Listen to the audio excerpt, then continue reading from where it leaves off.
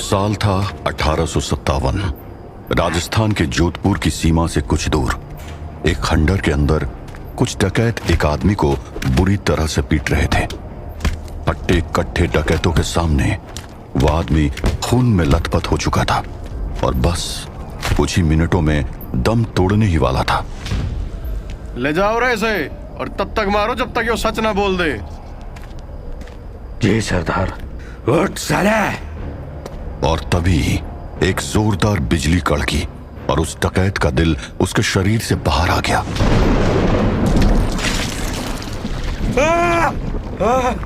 किसी को कुछ भी समझ नहीं आया कि आखिर वहां हुआ क्या था। दो पल के लिए सब सुन्न रह गए और फिर एक जोरदार चीख के साथ वो सन्नाटा टूटा। उसने मंगल को मार दिया सरदार, उसने मंगल को मार दिया। गोली चलाओ, भून दो साले को, गोली चलाओ। गोलियों की बारिश हो रही थी, लेकिन उस 6.5 फुट के आदमी के मुंह पर शिकन भी नहीं थी। वो अभी मंगल डकैत का दिल अपने हाथ में लिए बाकी डकैतों को घूर रहा था। सरदार, ये तो मर ही नहीं रहा है। साले तू आखिर चीज क्या है? तुम्हारी मौत। गोलियां उसके जिस्म से बाहर निकलकर गिर रही थी और उसके घाव अपने आप भरते जा रहे थे। उसने अपने दोनों हाथ फैला दिया और आसमान चित्कार उठा। ये क्या है? अचानक आसमान में बहुत सारे चमगादड़ आ गए और वो उन डकैतों पर टूट पड़े। इन्हें मेरे से दूर हटाओ, हटाओ इन्हें मेरे से दूर हटाओ। भून दो इनको, गोली चलाओ। चारों तरफ हाहाकार मच चुका था। चमगादड़ों का झुंड एक एक करके सभी डाकुओं को धराशायी कर रहा था। कुछ ही पलों के बाद सिर्फ डकैतों का सरदार जिंदा बचा था। तू साले, तू क्या बोला है? मेरे पास मत आ वरना ठोक दूंगा, मैं ठोक दूंगा। कौन है तू? कौन है तू?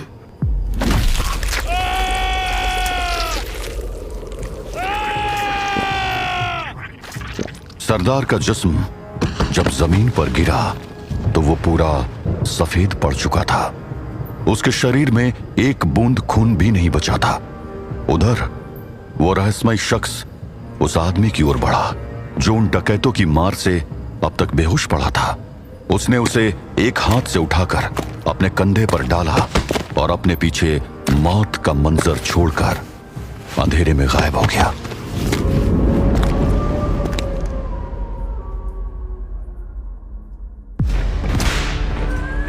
साल 1857। भारत की धरती अंग्रेजों के अत्याचारों से करा रही थी।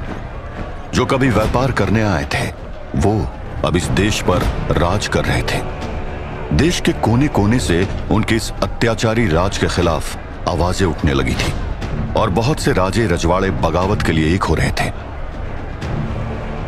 पूरा भारत एक बारूद के ढेर पर बैठा हुआ था जिसमें बस एक चिंगारी लगने की देर थी। मगर इन सब से दूर ऐसे लोग भी थे जिनकी किस्मत बहुत जल्दी उन्हें एक साथ लाने वाली थी। हैदराबाद से कुछ दूर नगर कुर्नल के नल्लामला फॉरेस्ट में एक्सप्लोरर अनीता पटेल अपने पर्सनल हेल्पर रामदास के साथ एक प्राचीन मंदिर की खोज में आई थी। अनीता की पतली लेकिन मजबूत बाहों ने डबल बैरल राइफल को कस के पकड़ा हुआ था। उसने दूर दिख रहे टाइगर पर निशाना साधा तो था, लेकिन साथ ही साथ वो अपने चेहरे पर आए बालों की लट को हटाने की कोशिश कर रही थी। ओह नो, बच गया वो। मैडम जी, मैं अभी बोल रहा हूँ, हमें वापस जाना चाहिए और फिर गांव वालों को साथ लेकर आना चाहिए। अनीता ने अपने हाथों में राइफल पकड़ी हुई थी। घुटनों तक पहने हुए हंटर बूट उसको जंगल में फुर्ती से चलने में मदद कर रहे थे। उसकी पैंट पर कसी बेल्ट ने उसकी पतली कमर को कसकर पकड़ रखा था। उस बेल्ट पर अनीता ने एक्स्ट्रा गोलियों का पाउच बांध रखा था। मैडम जी, आप हमारी बात क्यों नहीं सुन रही हैं? आवाज नीचे रखो रामदास, वो हमें सर्कल कर रहे हैं। ये मैडम तो पक्का मरवाएंगी। कहाँ तो हम कोई प्राचीन मंदिर ढूंढने निकले थे और कहाँ हम इस जंगल में फंस गए। गांव वालों ने बोला भी था कि जंगल में आदमखोर बाघ है, पर इनको किसी की बात सुननी हो तब ना। बस बहुत हुआ, अब मैं मैडम को यहाँ और नहीं रुकने दूंगा। यहाँ से भाग चलना ही ठीक होगा। मैडम, मैडम, मेरी बात सुनिए। रामदास, हिलना मत। क्या हुआ मैडम? वो मेरे पीछे है ना? जब मैं बोलूं तब अपने राइट पर जंप मारना, मतलब कूदना, ओके? Okay madam. आराम से आगे आओ, और आगे और आगे। रामदास कूदो! गॉड, बाल बाल बचे। 1 सेकंड भी डिले होता तो ना रामदास बचता और ना मैं। चलो, ये आदमखोर तो मारा गया, अब चलकर उस प्राचीन मंदिर को ढूंढा जाए। और ये रामदास किधर गया? रामदास, रामदास! मैडम, मैं इधर हूँ। रामदास किधर हो तुम? Ramdas! Ramdas, you idiot, you lucky idiot. क्या हुआ मैडम? आप हंसने क्यों लगी? मुझे बाहर निकालिए, मुझे इस गड्ढे में डर लग रहा है मैडम। कहीं इधर सांप हुए तो? यू इडियट, ये गड्ढा नहीं है, ये पक्का वही प्राचीन टेंपल है। You found it Ramdas. और हाँ, वो सांप वाली बात भी सच हो सकती है। क्या? अरे मैडम, मुझे बाहर निकालिए इधर से। रुको, मैं भी अंदर आ रही हूँ। तभी अनीता ने अपनी टाइट फिटेड शर्ट के नीचे के बटन खोलकर अपने कमर पर एक जोर की गांठ बांध दी और उस गड्ढे में कूद गई। अनीता पटेल ब्रिटिश मां और गुजराती जमींदार पिता की बेखौफ बेटी थी। बचपन से ही इतिहास में गहरी रुचि थी और उम्र बढ़ने के साथ ही वो निकल पड़ी थी भारत के इतिहास को खंगालने के लिए। उसे पता नहीं था कि बहुत जल्दी उसकी मुलाकात एक ऐसे शख्स से होने वाली थी जिसको शायद लोग सिर्फ एक अफवाह मानते थे।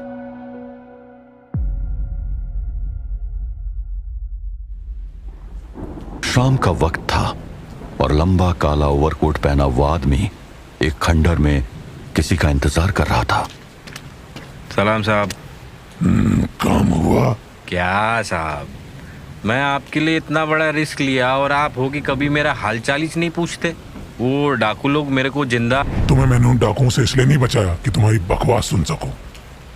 मेरा काम हुआ कि नहीं? हाँ साहब, पूरी जानकारी लाया हूँ। अब आप मेरे को डाकू लोगों से बचाए तो फिर आपका काम पूरा करना ही था। वैसे बहुत मुश्किल से। जो पूछा वो बताओ। हाँ, अच्छा, वो आप जिस मंदिर की आपको तलाश है ना, वो डोंगरगढ़ के जंगल में कहीं है।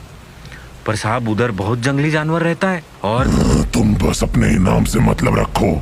ठीक है साहब, अगर तुझे मरने का इतना ही शौक है तो मर जाके। वैसे साहब, एक बात बताओ, आपको कैसे पता चला कि मैं डाकुओं के कब्जे में हूँ? अरे अरे अरे अरे, कहाँ गायब हो गया? यही तो था। आम लोगों से कहीं ज्यादा लंबा और चौड़ा ये इंसान घोड़े पर सवार होकर वहां से तेजी से निकल गया। वहीं नल्लामला के जंगल में अनीता अपनी शर्ट की स्लीव्स ऊपर खींचकर और बालों को एक तरफ बांधकर अपनी खोज में जमीन के नीचे दफन उस मंदिर में कुछ ढूंढ रही थी। मैडम, आखिर आप इन खंडरों में ढूंढती क्या है? तुम नहीं समझोगे रामदास, तुम बस देखो और अगर कुछ भी अजीब सा दिखे, मतलब कुछ ऐसा जो एक मंदिर में नहीं होना चाहिए, तो मुझे बताना। पता नहीं मैडम क्या ढूंढ रही हैं। अब मंदिर में भला क्या ही मिलेगा, वो भी ऐसे खंडर हो चुके मंदिर में। पता नहीं क्या। क्या हुआ रामदास? कुछ नहीं मैडम, बस वो इधर से एक बड़ा सा पत्थर था जिस पर। मैडम, ये तो शिवलिंग है। देवा रे देवा, पाप हो गया मुझसे, माफ कर देना शंभू। शिवलिंग? 1 मिनट रामदास, जरा ये मशाल थोड़ी ऊपर करके पकड़ना। जी मैडम। मशाल की रोशनी में अनीता की शक्ल पसीने से भरी होने पर भी खूबसूरत और गंभीर दोनों लग रही थी। कुछ गड़बड़ है। ये तो दुर्गा माता का मंदिर है, तो इसके बीच में जमीन पर शिवलिंग। एक मिनट, ये शिवलिंग नहीं है। इस पत्थर पर तो संस्कृत में कुछ लिखा है। रामदास, मशाल थोड़ा पास लाना। हाँ, ये शिवलिंग नहीं है। रामदास, तुम सच में बहुत लकी हो। अब मैंने क्या किया मैडम? ये शिवलिंग नहीं है रामदास, ये पत्थर यहाँ दबाया गया था जो वक्त के साथ बाहर आ गया है। और इस पर जो लिखा है ना, मुझे वही चाहिए था। चलो रामदास, हमें निकलना होगा। हमारी अगली मंजिल यहाँ से दूर है।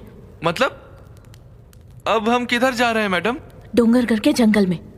हमारी मंजिल वहीं कहीं मिलेगी। मारे गए, एक जंगल से निकले नहीं और दूसरे में जाने की तैयारी हो गई।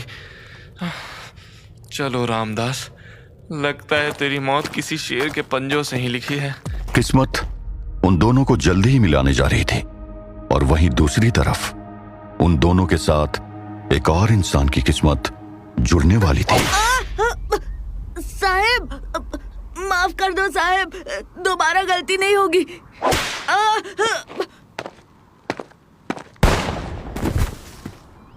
Sir, Corporal Michael, what does that board read? Indians and dogs not allowed, sir. Yes, Indians and dogs are not allowed. And do we whip the dogs? No, sir. We shoot them. Good. So next time I don't want to see you waste your time flogging these heathens. Just point and shoot. Is that clear, Corporal? Yes, sir.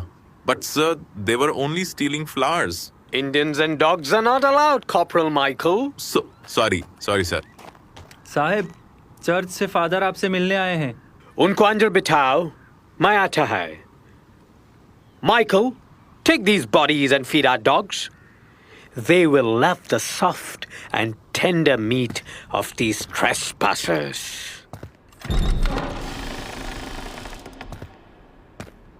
Father de Souza, what brings you here? General Douglas Root, the church needs you. हमें तुमसे काम है। Anything for the church, Father. But may I know, कैसा काम? हमारे पास पक्की news है। An old enemy of the church is here. वो इंडिया में है। Church wants him caught alive at any cost. Old enemy? ऐसा क्या important है उस enemy में that the church needs me? General Root, this enemy was once our loyal soldier. वो कभी हमारे लिए वॉर करता था। टर्क्स की आर्मी उसके नाम से शिवा करती थी। But then something happened, और उसने गॉड को छोड़कर सेटन से हाथ मिला लिया। एंड तब से चर्च उसको पकड़ना चाहता है for reasons I cannot disclose. But we need you क्योंकि उसे हराने के लिए हमें एक सोल्जर चाहिए। We need someone जो उसकी तरह ब्रेव हो, लॉयल हो एंड सबसे ज्यादा इंपॉर्टेंट उसकी तरह क्रूअल हो। रिमेंबर, उसको पकड़ना आसान नहीं होगा, लेकिन चर्च विल मेक श्योर कि तुम्हारे पास वो सब कुछ हो जो उसे पकड़ने में तुम्हें हेल्प करेगा। Interesting. I am happy, Father. ये filthy coward Indians कोई challenge नहीं देते हैं। I'm hungry for a good fight. Fight? No general, ये फाइट नहीं होगी। इसको एक वॉर समझना। तुम्हारा टारगेट बहुत पावरफुल है, बट वी नो तुमने इंडिया में अपना काफी अच्छा स्पाई नेटवर्क बना रखा है। Use it, find him and bring him back to the Vatican. But Father, आपने अब तक नहीं बताया कि वो आखिर है कौन? वो इस प्लेनेट पर सबसे क्रूअल इंसान है, अगर उसे इंसान कह सको तो। पिछले 400 सालों से वो चर्च के लिए एक कैंसर बना हुआ है। उसके बहुत से नाम हैं: Ordog, Pokol, Vikoslag, Vrokol, Count, Nosferatu, Vlad the Impaler, etcetera etcetera. पर आज दुनिया उसे सिर्फ एक नाम से जानती है: ड्रैकुला।